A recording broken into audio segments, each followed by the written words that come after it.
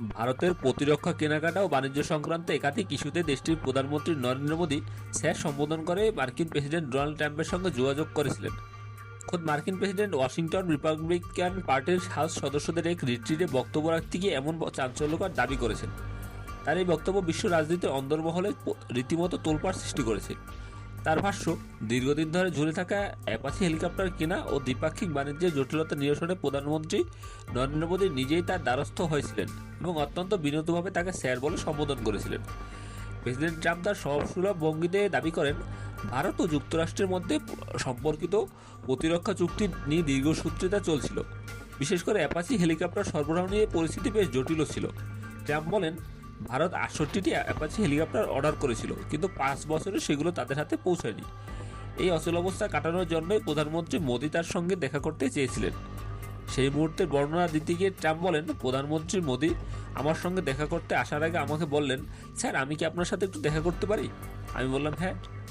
ট্রাম্পের এই বক্তব্য যেন বুঝিয়ে দিল বিশ্বমঞ্চে কূটনৈতিক সম্পর্কের সমীকরণের তিনি নিজেকে কতটা চালাকের আসনে ভাবছেন। যদি ট্রাম্প দাবি করেছেন মোদী তার সঙ্গে ব্যক্তিগত সম্পর্ক অত্যন্ত চমৎকার, তবুও তার কথা স্পষ্ট ছিল যে শুল্ক নীতি নিয়ে ভারতের অসন্তোষ রয়েছে। ট্রাম্প অপকটে স্বীকার করেন, মোদী আমার উপর খুব একটা খুশি নন, কারণ এখন তাদের অনেক শুল্ক দিতে হচ্ছে। ট্রাম্প প্রশাসন যে ভারতের উপর কঠোর শুল্ক আরোপের পথে হেঁটেছে তা তার গর্বিত উক্তিতেই প্রকাশ পেয়েছে। তিনি বলেন, শুল্কর কারণেই যুক্তরাষ্ট্রের ধনী হচ্ছে। তিনি বলেন, আমাকে জানাতে হচ্ছে শুল্কের কারণে $৬৫০ বিলিয়ন বেশি অর্থ আমাদের দেশে আসছে, যা খুব শীঘ্রই আসবে। এই বিপুল পরিমাণ অর্থ আমেরিকার অর্থনীতিকে চাঙ্গা করছে বলেও তিনি মন্তব্য করেন। ট্রাম্পের বক্তব্য উঠে এসেছে রাশিয়া থেকে ভারতের তেল কেনা প্রসঙ্গটিও। তিনি বর্তমান ভূরাজনীতির এক অত্যন্ত সংবেদনশীল বিষয়। ট্রাম্প সরাসরি বলেছেন, ভারত রাশিয়া থেকে তেল কেনা পুরোপুরি বন্ধ করেনি, যা যুক্তরাষ্ট্রের জন্য উদ্বেগের। তবে তিনি দাবি করেন, তার চাপে পড়ে ভারত রাশিয়া থেকে তেল কেনা উল্লেখযোগ্যভাবে কমিয়েছে। ট্রাম্প হুঁশিয়ারি দিয়ে বলেন, রাশিয়ার তেলের বিষয়ে ভারত যদি সহযোগিতা না করে তবে তাদের উপর শুল্কের বোঝা আরও বাড়াবে। ইতিমধ্যে ট্রাম্প প্রশাসন ভারতীয় পণ্যের উপর মোট ৫০% শুল্ক আরোপ করেছে, যার মধ্যে রাশিয়া থেকে তেল কেনার সঙ্গে যুক্ত ২৫% অতিরিক্ত শুল্ক অন্তর্ভুক্ত রয়েছে। এয়ারফোর্স ওয়ানে সাংবাদিকদের সঙ্গে আলাপকালেও ট্রাম্প একই সুরে কথা বলেছিলেন। তিনি স্পষ্ট জানান, মোদী খুব ভালো মানুষ। তিনি ভালো মানুষ হলেও তাকে খুশি রাখা মোদীর জন্য অত্যন্ত গুরুত্বপূর্ণ ছিল।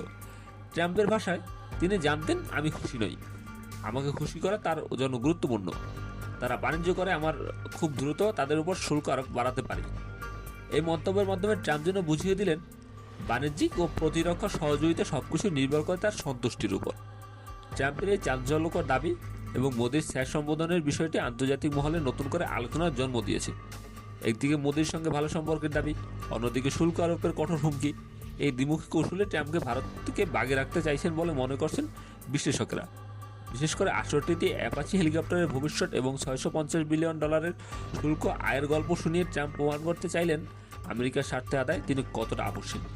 এখন দেখার বিষয়, ট্রাম্পের চাপ ও বন্ধুত্ব নীতি আগামী দিনে ভারত মার্কিন সম্পর্কের মোড় কোন দিকে ঘুরিয়ে দেয়। ধন্যবাদ, আমাদের সাথেই থাকুন।